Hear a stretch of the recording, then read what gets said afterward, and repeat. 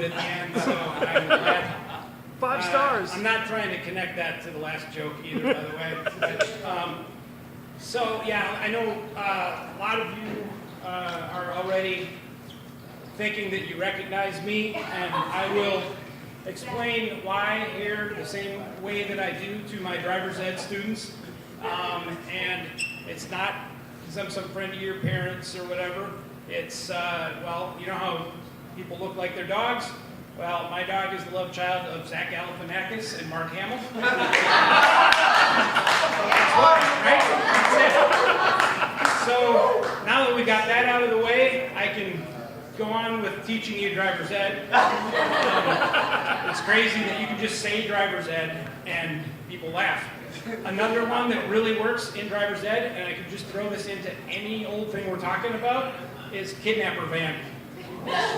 It's just in the context, it sounds odd. So here's a few more things that, in this context, will also sound odd, but they actually work, you know, in the classroom. So I can't believe I did not remember, well, one, that I would be trying to hold 3 things with 2 hands. I'm a professional. 4 things with 1 hand. All right, that cat probably wrecked my pants tonight. So you guys hopefully parked legally like I did when you got here. But if you can't remember, not where you park, but I mean how far you have to park from an intersection, maybe you can remember all the way back to driver's ed days. And I'm going to help you out here, and here's how I show my students. So you got to park 10 feet from fire hydrant, right? Got to park 20 feet from an uncontrolled intersection. Got to park 30 feet from a controlled intersection. Hopefully, at this age, you're recognizing the pattern. You're recognizing, you know, that you're going to be able to remember it. But just let's be clear. This is not the pattern that you were expecting, because, and I do write it this way with the students, it's a railroad crossing. But you will remember the acronym that shall not be named. You have to just spell it out, which is impractical. So I've created the acronym that shall be named very carefully, because if you yell this across a crowded room, Hucker! What'd you say? It definitely sounds like another bad word that we can't yell across the room in driver's ed. So there is also the fact that in our class we will show videos, and it's Australian guy talking about keep a 2-second gap. I can't do accents. And there's a Canadian guy who says keep a 2-second gap. I got his accent perfectly, I know. So from Minnesota. But in Minnesota, the rule is keep a 3-second gap. And I always have to explain to the kids that's because you have to convert from the metric. And yeah, they usually stare at me a little while, and I have to tell them, yeah, there is no such thing as metric time. And apparently that one blows here as well as there. Not because they don't know that fact, because I think you guys probably don't know that. So, well.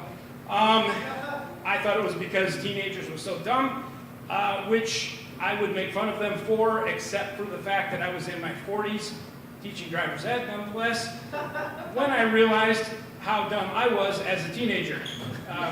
So you can't make fun of them for that. My kids have been learning stuff through me doing this. For example, they know that the safest place to sit in a car is behind the driver or in the middle. Passenger side is more likely to get hit by oncoming traffic when you turn into it or something. And, you know, with one kid, get it safe right in the middle, the back, whatever. But I got 3 kids now, so, you know, what do? Obviously, put your favorite one behind the driver. And then, you know, if they've had a better day than usual, they might, you know, be able to move from over on the passenger side over behind the driver or something. But, you know, it's real-time kind of data, so they're getting some feedback in real time. Obviously, I don't do that to them. I make them, you know, fight it out amongst themselves, because I believe in, you know, survival of the fittest. So strongest one can sit right behind me. That's fine. there is, what? There is also the friend of mine who was talking about how much his back hurt. And somebody else says, well, what's wrong? Why is your back hurt? And he goes, well, let me put it this way. My girlfriend is 20, I'm 36. How do you think it happened? And I thought, I don't know, moving her into the dorms?